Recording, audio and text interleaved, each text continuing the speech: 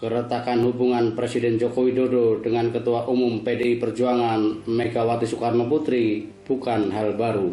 Bahkan Jokowi pun mengakui kadang ada perbedaan cara pandang dan dianggap sebagai sesuatu yang wajar diibaratkan hubungan anak dengan ibunya. Perbedaan tersebut tidak terlepas dari cara keduanya memaknai hubungan. Megawati berulang kali menyebut dan tentunya menganggap Jokowi petugas partai, sehingga seluruh perilaku politik dan kebijakannya harus mencerminkan dan sesuai dengan garis partai. Dalam konteks ini, garis partai adalah cerminan pikiran, semangat, dan keinginan Megawati. Di sisi lain, Jokowi selaku presiden harus menempatkan diri di atas kepentingan partai, meskipun hal itu masih sebatas keinginan. Sebab faktanya, Jokowi cenderung hanya berpihak pada kelompok pendukungnya. Pertemuan dengan relawannya yang digelar berulang kali adalah contohnya. Tudingan sinis bahwa Jokowi sebatas pemimpin bagi relawannya sulit dihindari. Hubungan Jokowi dengan Megawati dalam beberapa hari ke depan pasca putusan Mahkamah Konstitusi atau MK yang tidak lagi membatasi usia calon presiden atau capres dan calon wakil presiden atau cawapres diyakini akan memanas. Bisa jadi akan terjadi dalam tanda petik ledakan yang terakumulasi dari perbedaan tipis-tipis selama ini. Seperti kita ketahui, MK mengabulkan sebagian gugatan judicial review yang diajukan Almas Sakibiru, mahasiswa Universitas Surakarta, terhadap pasal 169 huruf Q Undang-Undang Nomor 7 Tahun 2017 tentang pemilihan umum yang mensyaratkan capres-cawapres berusia minimal 40 tahun. Dalam putusan terhadap gugatan dengan nomor perkara 90-PUU-21 Romawi _2023, MK menyatakan berusia paling rendah 40 tahun bertentangan dengan Undang-Undang Dasar 1945 dan tidak mempunyai kekuatan hukum mengikat sepanjang tidak dimaknai berusia paling rendah 40 tahun atau pernah menduduki jabatan yang dipilih melalui pemilihan umum termasuk pemilihan kepala daerah. Putusan tersebut sontakian menggemakan plesetan MK sebagai mahkamah keluarga karena Ketua MK Anwar Usman merupakan adik ipar Presiden Jokowi. Terlebih, putusan MK memberi landasan hukum bagi Wali Kota Solo Gibran Rakabuming Raka maju dalam kontestasi Pilpres 2024, sesuatu yang sudah didengungkan sejak lama namun terganjal usianya yang baru 36 tahun. Wacana Gibran menggantikan bapaknya tidak berdiri sendiri, melainkan sintesa dari proses politik setahun terakhir.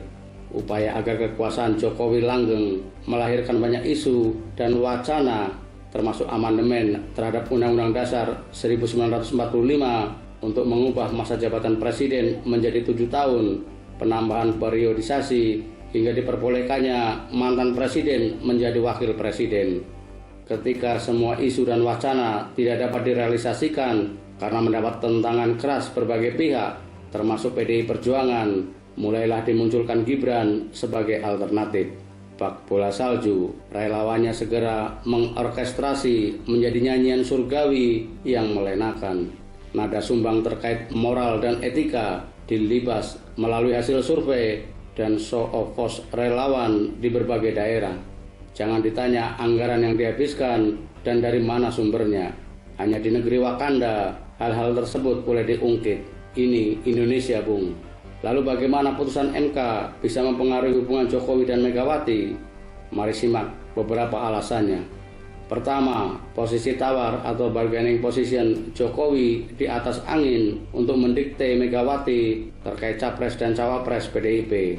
Jika Megawati tidak mau mengambil Gibran sebagai capres atau minimal cawapres, maka Jokowi dalam tanda petik tidak bisa menolak tawaran capres dari Koalisi Indonesia Maju Prabowo Subianto yang ingin menjadikan Gibran sebagai cawapresnya.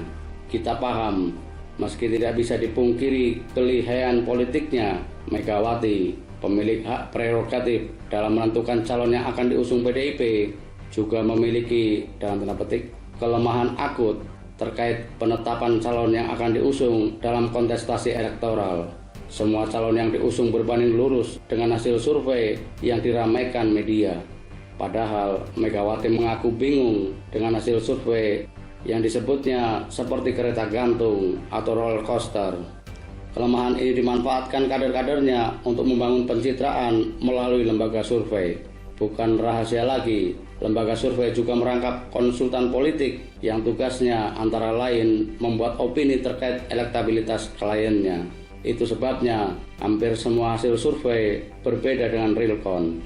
Kekalahan jagoan PDIP dalam kontestasi Pilkada Jawa Timur, DKI Jakarta hingga Jawa Barat tidak terbebas dari faktor itu. Perolehan suara jagoan PDIP di Pilgub Jateng 2018 pun jauh dari ekspektasi. Kedua, selama ini sejumlah pihak bisa menutupi apa yang disebut Megawati sebagai dansa politik Jokowi. Bukan rahasia lagi, Jokowi beberapa kali mengendorse Prabowo, bahkan setelah PDIP menetapkan Ganjar Pranowo sebagai bakal capres. Dengan adanya putusan MK yang membuka peluang Gibran menjadi peserta Pilpres 2024, sulit untuk menutupi fakta adanya perspektif politik yang berbeda antara Jokowi dengan Megawati. Ucapan Jokowi tidak ikut campur dalam putusan MK masih perlu pembuktian, mengingat adanya fakta apa yang dikatakan Jokowi sering berbeda dengan realitasnya. Tidak mikir copras-capres, impor pangan, utang negara, hingga penggunaan APBN untuk proyek kereta cepat Jakarta-Bandung hanyalah sedikit contoh beda ucapan Jokowi dengan kenyataan. Ketiga, putusan MK seakan menerangi maksud di balik restu Jokowi kepada Kaisang Pangarep untuk menahkodai Partai Solidaritas Indonesia atau PSI. Jika akhirnya Gibran menjadi cawapres Prabowo dan Jokowi disingkirkan dari kandang banteng, maka sudah ada tempat untuk melabuhkan aspirasi politiknya.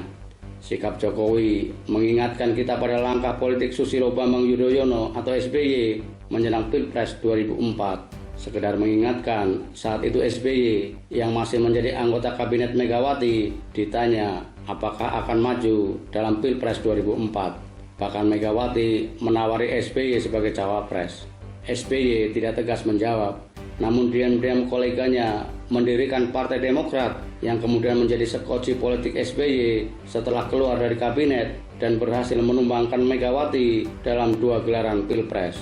Keempat, meski seruan Sekjen PDIP Hasto Kristianto ditujukan kepada Hakim MK, namun pemilihan diksi karma politik jelas mengarah pada pihak lain. Hasto bahkan menyebut politik harus bersandar pada kepentingan bangsa, bukan individu, keluarga maupun golongan. Pernyataan Hasto tidak lagi normatif karena pada saat bersamaan sedang ramai tudingan MK menjadi perpanjangan tangan keluarga Jokowi. Dari uraian di atas jelaslah hubungan Jokowi dengan Megawati tidak akan semesra sebelumnya kecuali jika PDIP mau mengikuti dansa politik istana. Jika itu terjadi, maka sesungguhnya Jokowi yang mengarahkan box step PDIP, bukan Megawati.